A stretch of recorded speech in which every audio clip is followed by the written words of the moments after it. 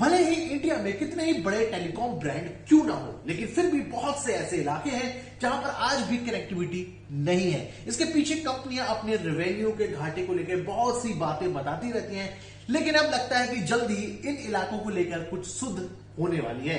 क्या है पूरी जानकारी बताएंगे इस वीडियो में, लास्ट तक देखिए। मैं हूं अशफाक और आप देखना शुरू कर चुके हैं टेक्निकल चार्ज।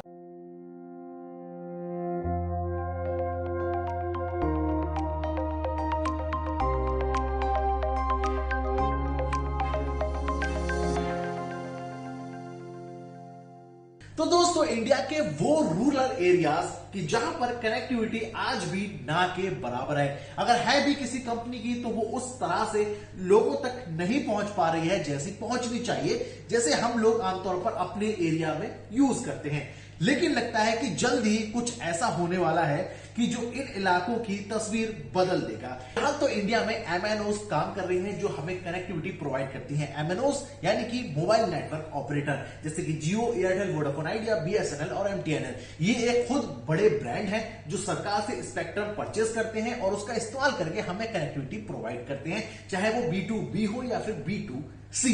फिलहाल दोस्तों, आपको बता दूं कि ये एमएनओस के ऊपर जिम्मेदारी है कि वो इंडिया में हर जगह कनेक्टिविटी प्रोवाइड कराएं, लेकिन अपने खर्चे ज्यादा और अर्निंग कम को लेके बहुत सारा रोना रोते हैं, जिसकी वजह से आज भी इंडिया के बहुत से इलाके ऐसे पिछड़े हुए हैं कि जहां पर मोबाइल कनेक्टिविटी मौजूद नहीं है। लेकिन जल्द ही इसमें नए ऑपरेटर्स की एंट्री होने वाली है जो कि इन इलाकों की खासतौर पर तस्वीर बदल सकते हैं, जिनको कहा जाएगा, शायद ऐसी उम्मीद है कि MVNO यानी कि मोबाइल वर्चुअल नेटवर्क ऑपरेटर। अभी वर्चुअल नेटवर्क ऑपरेटर कहां से आ गए? दरअसल दोस्तों, ये कोई बहुत बड़े ब्रांड नहीं होंगे एयरटेल और जियो की तरह। ये छोटे छोटे रीजनल ब्रांड्स होंगे जो कि अपना स्पेक्ट्रम गवर्नमेंट से परचेज नहीं करेंगे। सिर्फ इनको किस चीज की जरूरत होगी कि भारत सरकार से ये लाइसेंस लेंगे, उसके बाद किसी मेन ब्रांड से जो स्टेबल ब्रांड है उनके स्पेक्ट्रम का कुछ हिस्सा लीज पर लेंगे कुछ समय के लिए। उसके प्राइसेस अलग अलग हो सकते हैं, दो कंपनीज के बीच की बात होगी, क्या चार्जेस रहेंगे, किस तरह से कितना स्पेक्ट्रम चाहिए, वो इन एनवीएमओस जो है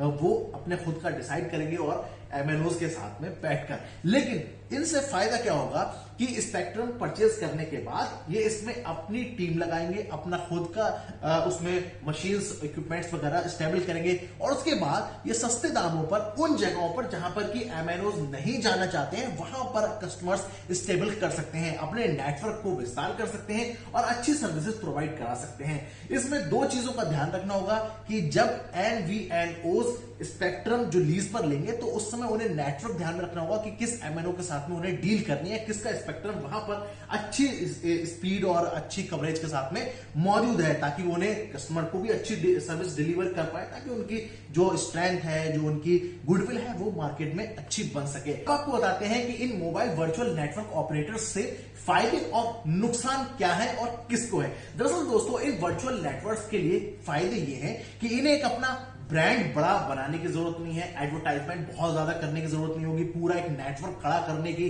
पूरा इंफ्रास्ट्रक्चर खड़ा करने की जरूरत नहीं होगी। सब कुछ एमएनओस का होगा, उसको ये किराया प्रोवाइड कराएंगे और बस उसकी सर्विसेज का इस्तेमाल करेंगे। सिर्फ इन्हें कुछ छोटे मोटे इक्विपमेंट और एक छोटी सी अपनी टीम चाहिए होगी जो कि कस्टमर्स की कंप्लेंट से लेके उनकी सर्विसेज तक में उन्हें मदद कर सके जब भी कस्टमर को जरूरत हो। बस इतना ही कुछ चाहिए होगा और बस इन्हें अपने टीम बनानी होगी जो कि प्लान वगैरह, जो भी सर्विसेज है, उनके चार्जेस वगैरह को डिसाइड कर सके कि मार्केट में उन्हें कैसे खड़ा रहना है। ये तो हुआ फायदा एमएन जो वर्चुअल नेटवर्क ऑपरेटर होंगे। लेकिन यहां पर फायदा सिर्फ इनका नहीं है, बल्कि मेन जो मोबाइल नेटवर्क ऑपरेटर हैं उनका भी है। दरअसल दोस्तों, उनके कुछ स्पेक्ट्रम ऐसे भी होते हैं जो यूजलेस होते हैं, मतलब वो उन जगहों पर उतना इस्तेमाल नहीं कर पा रहे हैं जितना करना चाहिए। तो जाहिर सी बात है कि स्पेक्ट्रम का कुछ हिस्सा उनका जो बेकार और बेवजह पड़ा हुआ है वो अगर वो लीज पर दे दें तो उससे भी उनकी अर्निंग हो जाएगी, जिसमें उन्हें बहुत कुछ करने की जरूरत भी नहीं है। फिलहाल एक चीज और भी ध्यान में रखने की है कि इन वर्चुअल मोबाइल नेटवर्क के अलावा जो सैटेलाइट कनेक्टिविटी है वो भी इंडिया में जल्द ही आने वाली है।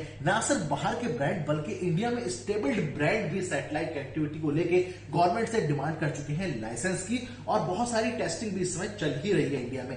तो अगर इन दोनों में से जो भी चीज पहले आएगी, शायद मुझे लगता है कि रूरल एरियाज की तस्वीर वही बदलने वाली है, चाहे वो सैटेलाइट कनेक्टिविटी हो या फिर ये वर्चुअल मोबाइल नेटवर्क ऑपरेटर। जो भी होगा दोस्तों, कौन कौन से मोबाइल ऑपरेटर होंगे, क्या लोकल बिजनेसमैन जो इंडिया के हैं वो इसमें अपने हाथ और कदम आजमाना चाहेंगे, जो भी होगा आने वाले दिनों में क्लियर हो पाएगा। फिलहाल तो दोस्तों अभी ये शुरुआती प्रोसेस में है, जल्द ही इसको लेके बहुत कुछ डिटेल सामने आ सकती है। फिलहाल दोस्तों जानकारी कैसी लगी नीचे कमेंट करके बताइए, वीडियो को लाइक कीजिए, शेयर कीजिए और चैनल सब्सक्राइब करना मत भूलिएगा। मिलेंगे और वीडियो के साथ, तब तक रखिए अपने ख्याल, जुड़ दीजिए उनके साथ। हिंदुस्तान जिंदाबाद।